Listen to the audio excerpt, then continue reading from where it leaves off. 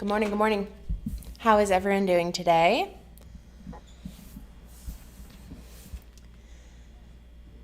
Just waiting to see that I got a few of you on here.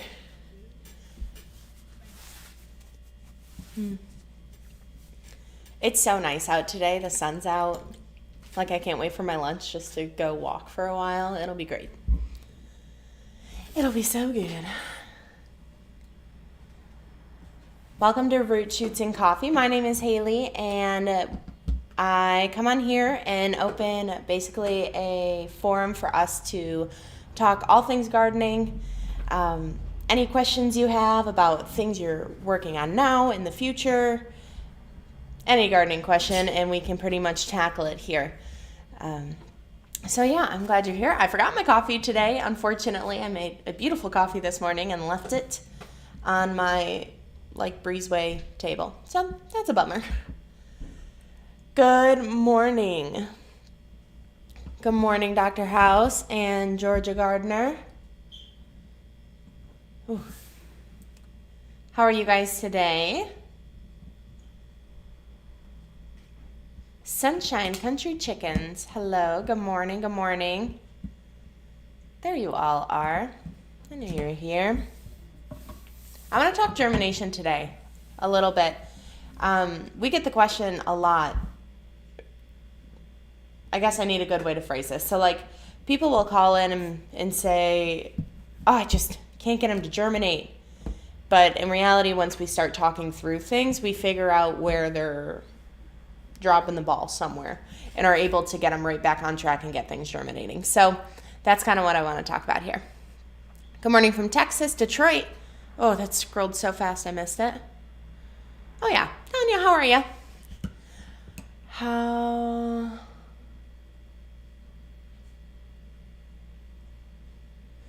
Yeah, that's a good point. I wonder how people a few hundred years ago sterilized their soil. Nowadays we buy new soil. Well, you have to understand is that 100 years ago there were a crap ton less pollutants too. So that's probably a good portion of it.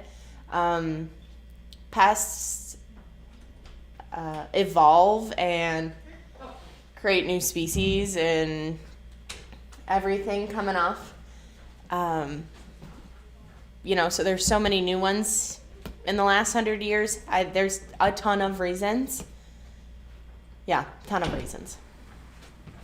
You need a good heat mat. Oh, I'm glad you brought that up. We've talked about that a few. Ooh, we'll come back to that heat mat. Hold on. Good morning from Chattanooga. Hello. Thinking about moving there in a while. Long while, but I'm thinking about it. Heat mat. Remember, we've talked about the heat mat a few times. Heat mats are not something that you need for every seed variety. Can anyone remind me what heat mats really are the only couple seeds that heat mats should be used for? And we're talking produce. There are definitely some more flowers and produce that do much better with heat mat germination, but produce-wise, it's unnecessary for most things and actually can be detrimental for some things if not handled well. Peppers, yep, definitely. Peppers is a really big one. Tomatoes are you can. It won't hurt them. I do suggest you pay more attention because tomatoes germinate pretty fast. If they're happy, they're gonna pop up 3 days before you think it's gonna happen. So now if I were to use a heat mat with say I don't know, almost anything else.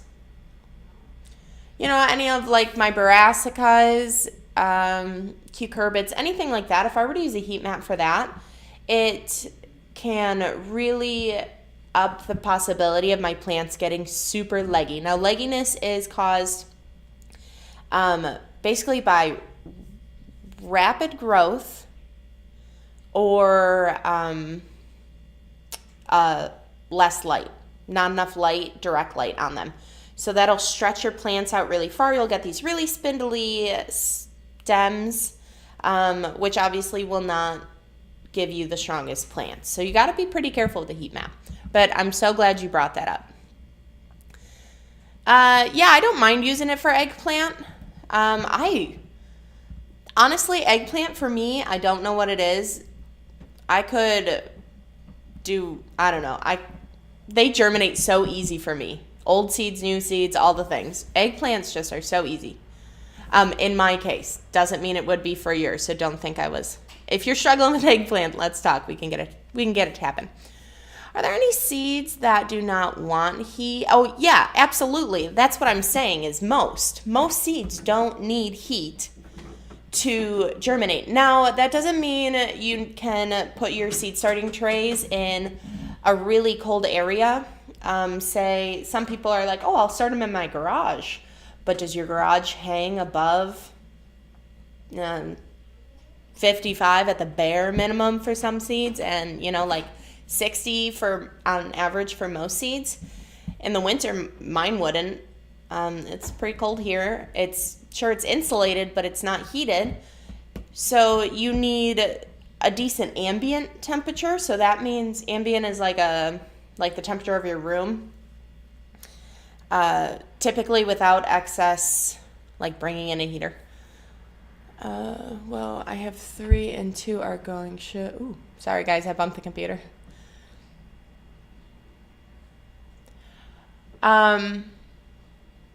Okay, so leggy is an issue for me on some.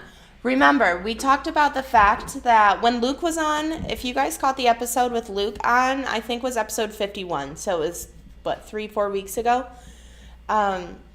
We had talked about the fact that and this was news to me. I knew that a lot. So like tomatoes and brassicas, I knew those for sure, that will grow auxiliary roots along their stem underneath their true leaves, their first set of true leaves. Tomatoes will do it anytime. And by roots, I mean if exposed to water, even the soil, they will start putting off these little nodes on the stem, and that's where a root wants to grow. So the benefit of that is when we have a leggy plant, as long as you catch it early enough, you're going to up pot it, and you're going to plant it lower. You're going to plant it just up to its, you can either do it just up to its first like seedling leaves, I haven't said this word out loud, I guess, since last year, and I know I'm going to butcher it. The cotyledon. Oh, Lord, I feel like I need to look it up because I'm going to pronounce it wrong. Seedling leaves. Oh, here. Give me just one moment, guys. I have someone knocking, and I feel rude.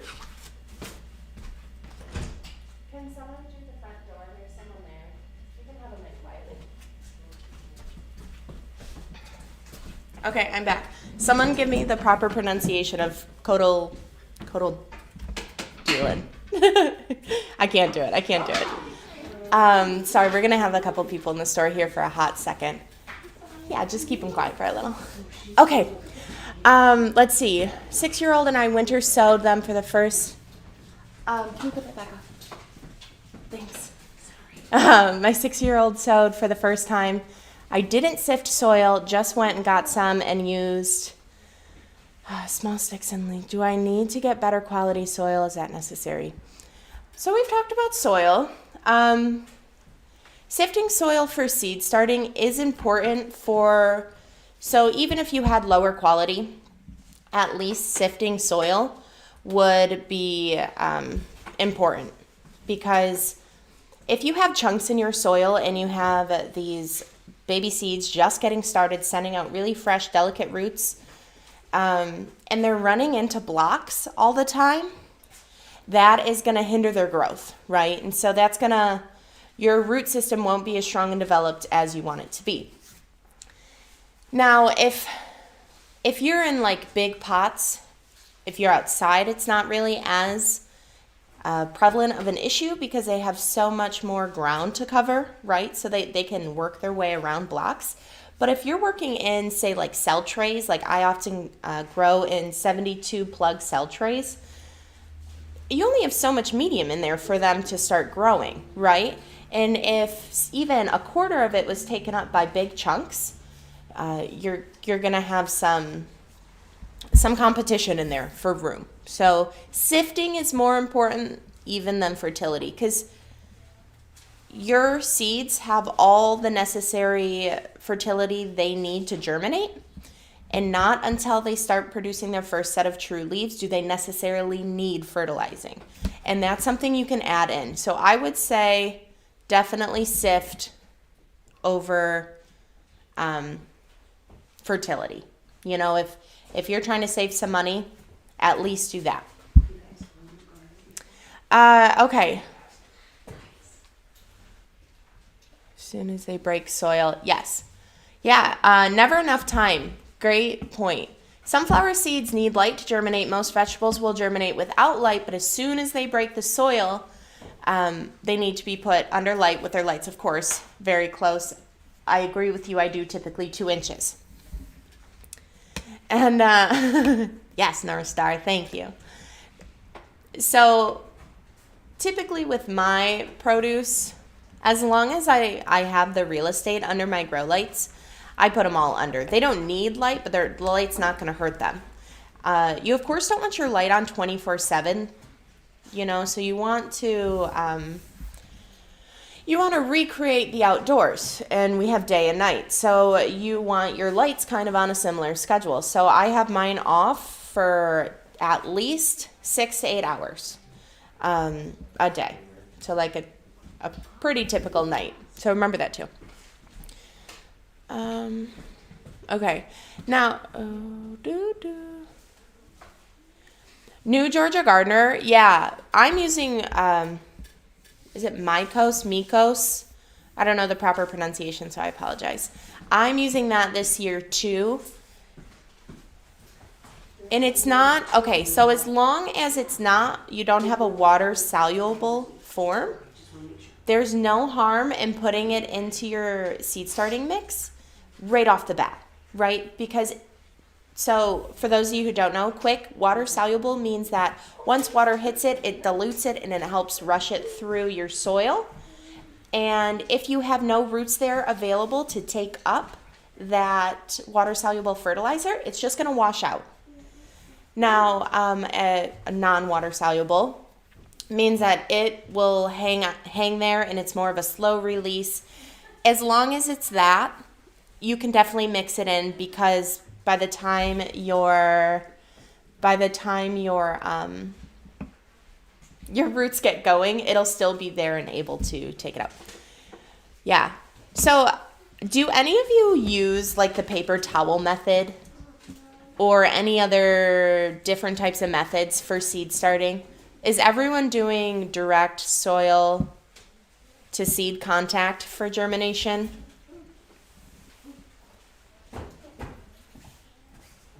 Yes to the fan. You need a fan. You don't want it directly on them, right? You just need it to be blowing the air in the room. So you want it oscillating and just somewhere in the room, not directly on your plants, because that will stress them out too far. Trifecta is not water soluble. So you can definitely mix in trifecta with your seed starting mix, and when your seeds are like, I'm hungry, it'll be there. So that's good.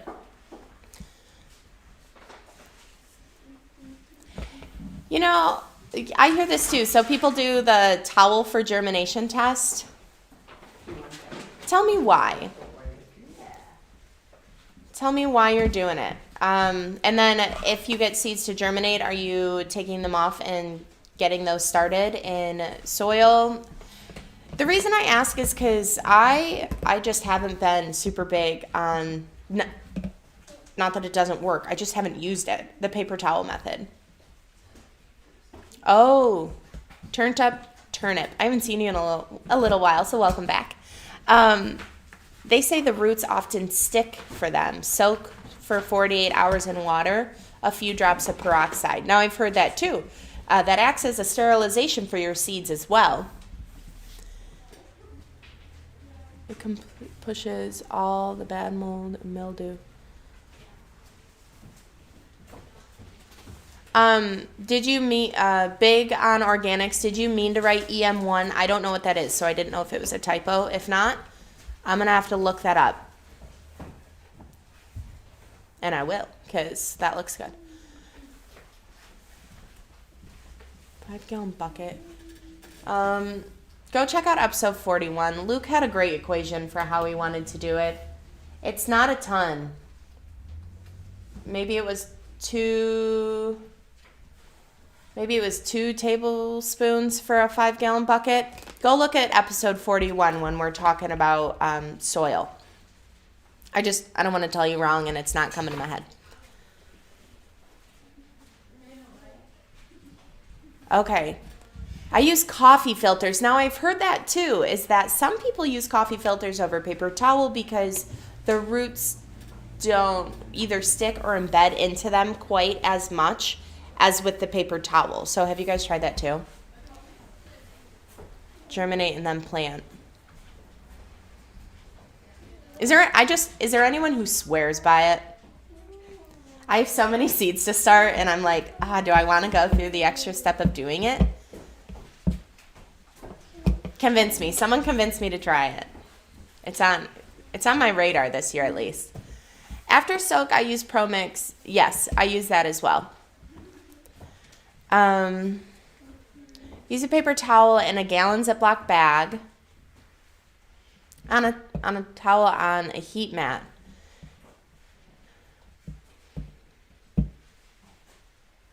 Into a 15-minute timer on and off. Interesting. How long? Okay, so how long do you leave it on the heat mat then? With the 15-minute interval.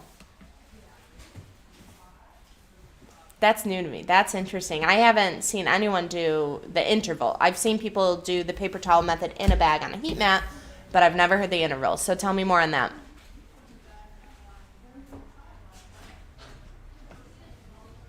Sunshine, that makes sense if they're 5+ years old.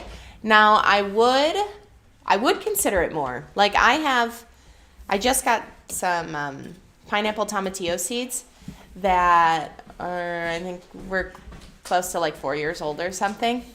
And pineapple tomatillos are really hard to germinate in the first place. So I'm thinking about it.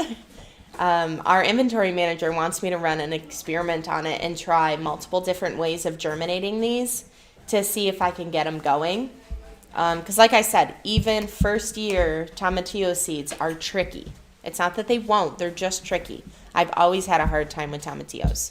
Ground cherries and the green and the purple tomatillo.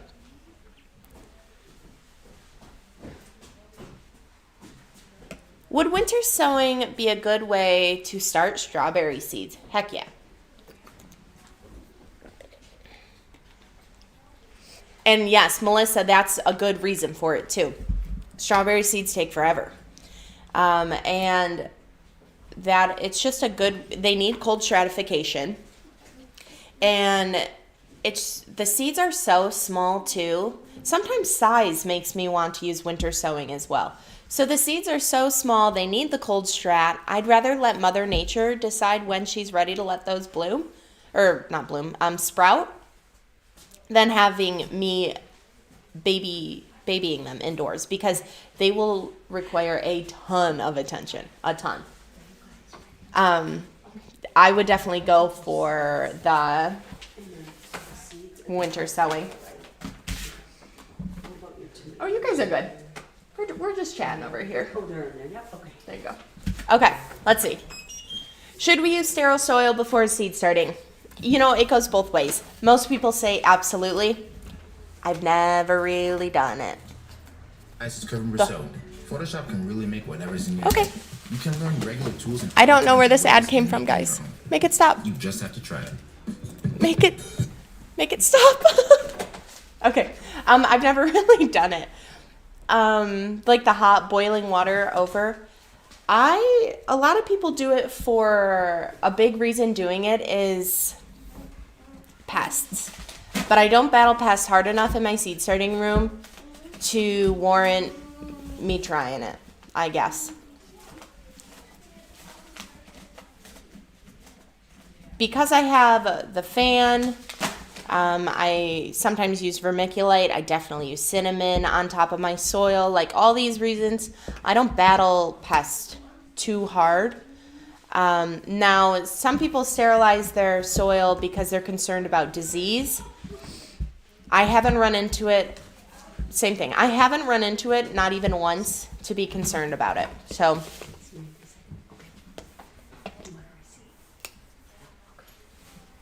I also love Never Enough Time's name, Sunshine. It's Time, Thyme.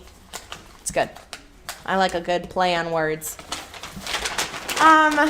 One night in the fridge makes poppies germinate in one day. I was shocked. As in, Melissa, you learned this because you did it, or because someone told you and you haven't tried it yet? Now, for those of you who haven't heard my trick on cold stratifying, often they say cold stratifying, you want to put them in the fridge for so long, a couple weeks. I'm like 4 days in the freezer. I put it in a container to make sure. Oh, don't be sorry at all. I hope you guys have a good day. Yeah, so I put it in a container. Thank you, MB. That is sealed. They can't get wet or anything. And I put them in the freezer for 4 days. Anything. Like my eucalyptus, sorry, we don't sell eucalyptus. My echinacea, my lavenders. The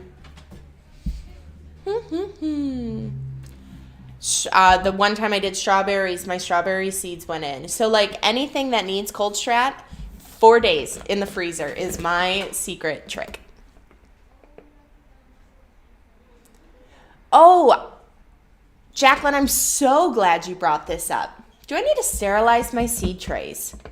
Yeah, you do. You know what? In all we've been talking about seed starting for maybe 3 weeks now, we have not brought up sterilizing trays, and I can't believe it skipped my mind. Yes, you guys need to be sterilizing your trays. Now, that's the one step that I'll do the extra work to do. It's annoying. It really does suck, but I do it. What I personally do is I get a good drain catch, one where nothing can go down my drain, put it in my bathtub stopper, and North Star, I'll come back to that. Don't let me forget. Sunshine Country. Oh my gosh, you guys are doing good. Okay, I'm going to see if I can stop the chat from scrolling so I can hit some of these. Okay, I put the drain catcher in so nothing can go down my drain. I fill my tub with pretty warm water. I mean, I wouldn't go hot. I don't want to damage my trays. I don't think it would. And then I'm not a bleach fan in my life. I don't use bleach, but I use vinegar and peroxide, and which, yes, peroxide has bleaching effects as a form of bleach. It's just less of a hazard, in my opinion.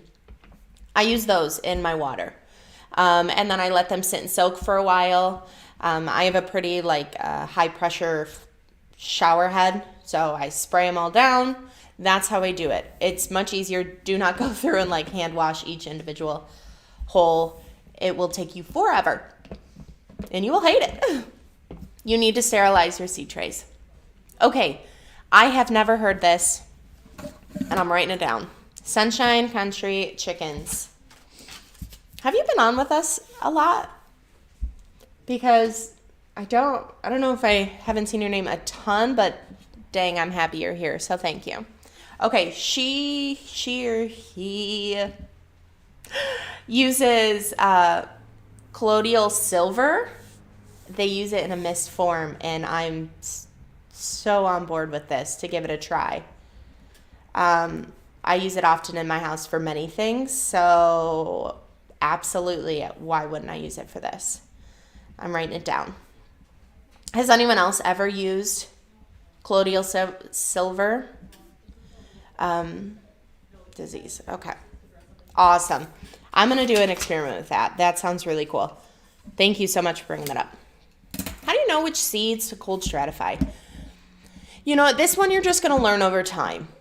Your packets will tell you. So, I don't know if you guys, I hope you did, because, a lot of work. Katie and I, our inventory manager, and I overhauled our seed packets. And I got zinnias here. I only have flowers here. When you look at the back of our seed packets, our new for 2022 seed packets, we put so much work into them. There's so much information on such a small space. Now, the seeds that you have from us will tell you if they need to be cold stratified. And honestly, until you kind of get the hang of it, you're going to, they're ones you're just going to look up, and that's okay. A good chunk of flowers usually need it. Like I said, echinacea, lavender, eucalyptus, alliums do pretty good with cold stratifying. That's why we plant our garlic in the fall, and it sprouts for us come spring and harvest for summer. Your chives, your onions, all could use it. Don't necessarily need it, but all could use it. Poppies need cold stratification. Milkweed needs stratification. And remember, 4 days in the freezer. That's really all it needs. Honestly, I'm kind of my garden thrives on neglect. My seeds have just been out in my car for like a month. So they're getting plenty of cold stratification because it is freaking cold out. So that'll do it just fine. Yeah, so use your packets. There's so much info on them that you tell you what you need. Artichokes, they can also need cold strat, so definitely do it for those too. Oh, my chat just jumped so far. I just put my milkweed in the freezer, absolutely. For those of you, I know a lot of you do have those photo boxes. You see basically every influencer using them for seed storage. I do also use them. They're one of my ways. I have a couple different ways I do seed storage, but they're it looks like a briefcase, like a clear briefcase, and it has small, basically it's the size of a seed packet, just bigger, containers, and there's I think 16 in there. Snapshot containers. I take one of those containers, I put all my seeds that need cold strat. That's my so they don't get wet in the freezer. That's what I use. Poppy seeds on top of moist soil. Put the whole thing in a Ziploc and then stick in the fridge overnight. Wake up and boom. Okay, I'm gonna ask you again. You did this, right, Melissa? You didn't just watch someone. I want to know that you did this yourself because I will be starting my poppies tonight. I want to start my poppies a few different ways. I've heard that you can direct sow poppies over snow and get incredible germination. So that's one way I'm starting poppies this year. And then I will also be starting them so that way I have something to fill in all the holes in case they don't germinate. Have you, what? Why, Jess? Have you ever tried freezing soil blocks with the seed? No. Why? You may very well not be wrong. You guys are like surprising me with all this stuff today. And it's great. I'm here for it. Why are we doing it? Milkweed's in the freezer. Wonderful. I got to catch up because I paused my chat. Candace, did I miss something? If I did, put it in again because I see you guys talking back and forth. I want to make sure I didn't confuse you on some. Rosemary needs stratification.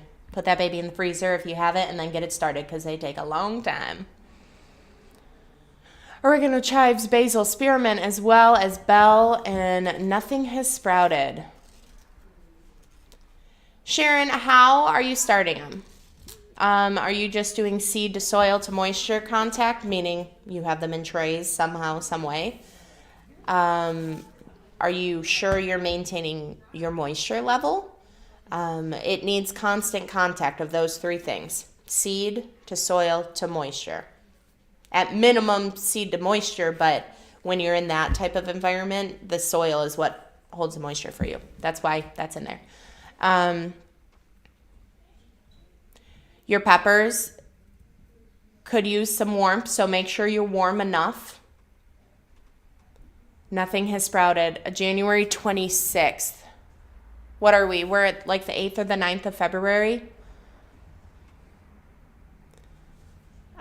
You should be getting some germination, if not have germination from at least the chives, basil, Mint sprouts pretty quick. So tell me more. Let's see if we can figure that out for you. Oh, I lost you guys. You went away. Okay. Stratification and vernalization. I've never heard that term. Shandy's garden. It's also on my list. Fertilization. We're going to come back to that. Would make the male... What? Colloidal silver would make the male... Are you saying it'll sterilize them?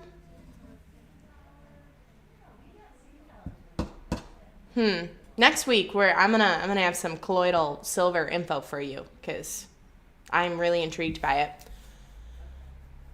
Oh, a bottle brush, genius, North Star. So for cleaning their trays, they use a bottle brush to do the plugs. Genius. All right, I'm gonna do a big. If I've missed something, put it back in because I gotta scroll. With a prediction. 6 weeks of winter, does this change seed starting? No, I'm going to be honest. I don't recall, at least in the last 5 years, when we didn't have the extra 6 weeks of winter, you know. It won't be changing anything I do. Now, you may have to plan a little bit for some sort of season extension, so that way, in case it's a little cold and you got plants ready to rock, you have some way to cover them outside. It's not going to change how I start my seeds. And for anyone I'm watching, I don't think it's changing for them either. A little moisture in a bag and refrigerate. That's good. Perfect. Yeah, my freezer method the way I do things, it's not going to be the way everyone else does their seeds, does their things. And that's cool. That's the awesome thing about this community is things work different in all of our areas. We find things that work great for us. I hear something that works great for someone and it doesn't work great for me. I mean, you just kind of got to figure it out. When I'm telling you these things, it's for you to use as a tool, as like a possibility. Say you're struggling with something or you think you could get your germ rate up faster. Then try one of my things or one of the things of all of these wonderful people in our community have been putting out. So we're going to wrap it up here shortly. I don't like the noise of a bottle brush on trays. That's relatable. I could see that.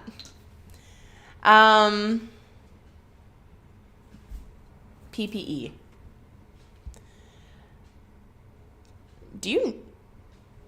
I gotta look into it. People ingest colloidal silver. I don't think you need PPE for that variation. I'm gonna look. That's interesting. Okay. Carnations and other flowers along veggies. When should I start them? Carnations take a while, so start those as soon as you get them in.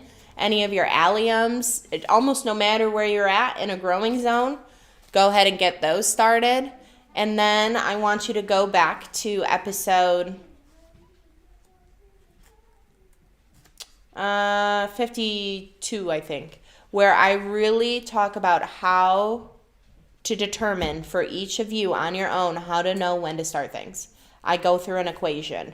It's using your first last frost date, how many natural growing days you have, including your season extensions to add time on. I encourage all of you to know how to work that equation.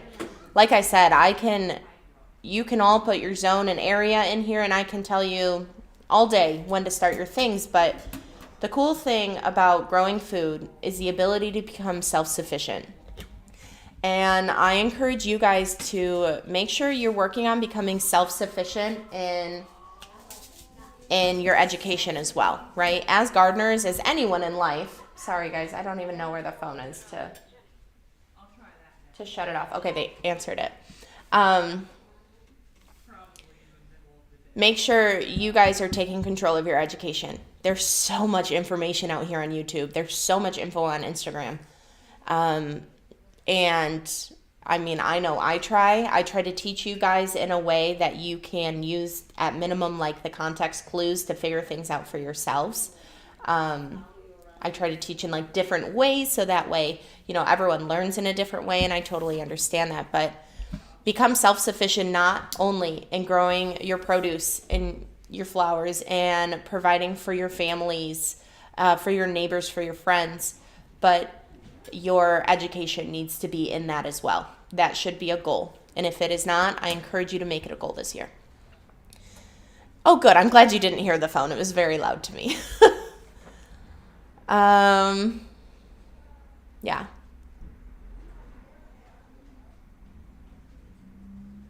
Very cool. Canning is the real last step in harvesting. Yeah, I could see that. But I could challenge you. I say, you guys have heard me say it a million times, my greatest harvest will always be the knowledge that I learn, right? Though most likely the last step in my harvest is to apply my new knowledge into my next season. It's always revolving. But canning is probably right before that. So, all right. You guys, this was wonderful. We've had a really good chat this morning, I think. I know it's been very seed starting overload in the last couple weeks. I've tried to break it up into kind of subcategories. You know, we did the winter sowing. We did like your basic necessities for seed starting. And then talking a little bit about germination. No, Amy Fletcher, careful, because you can very easily break your glass stovetop. Now, I just found from another local homesteader near me, she found now listen carefully, she found an electric pressure canner, not a pressure cooker, right? A canner cans, a cooker cooks. You cannot can in a cooker. She found an electric pressure canner that she uses and is in love with it, and she's almost convinced me to buy one because I just moved into a place where now I have a glass top. And so it is very close to my radar. Look into that. See if that would be a good help for you. Okay, cool. Well, water bath. Water bath you can do on a glass stove. They don't suggest pressure. That's a good point. Abundant acres. If there's anything else seed starting related, because I'd like to kind of wrap this up. It's a weird time because it's literally all we're doing, and we all started at different times. It's very staggered, but I want to make sure we did not miss anything this year on seed starting. I'm thinking we're going to start categorizing the root shoots and coffees, so that way they are in their own little, seed starting will all be together, so on and so forth. That way it's easier for you guys to find and to listen in. If there is anything, put it in the comments after the stream is done, and hopefully we can get it all covered in this next video next week, and then be able to move on to something new.